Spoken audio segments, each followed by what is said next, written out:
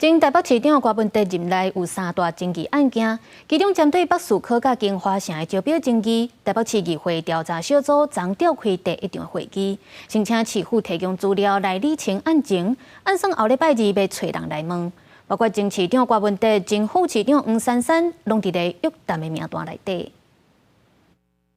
所以从市长以降到承办人都在约谈范围之内。当然是。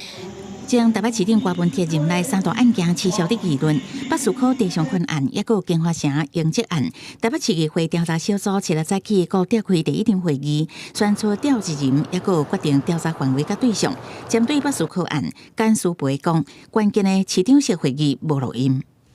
柯文哲号称公开透明，这么重要的一个会议，拍定了把3块基地分开招标。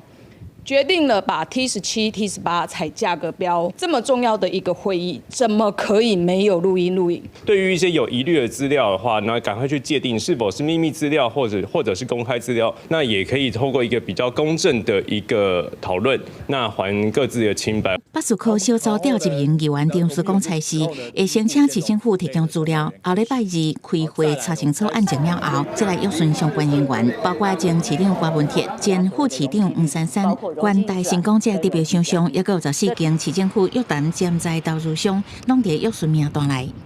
当然，我希望说相关的人士都可以来做说明，希望大家不要带着政治有色的眼光来看这个案子哦。既然成立了专案小组，就希望事实跟真相可以公开透明。黄正言讲，已经看过公开文件加进前的议会专案报告的资料，相信招标文件无问题。对郭文哲进前讲，那就是为了逼人退兵的做法。台北市长蒋万安回应讲，这是政治语言，重要是查清楚事实，让真相大家了解。业障重，包括谈到什么刚好而已，这些都是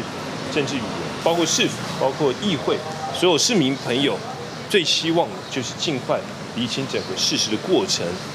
让整个真相水落石出。那是金华城调查专案小组由游淑慧担任调查人，会议中确定5月每礼拜开2届会议，时间分配是每礼拜1到拜5早起进行。后届会议的时间是5月13，要邀请都发局、都委会列席说明。记者综合报道。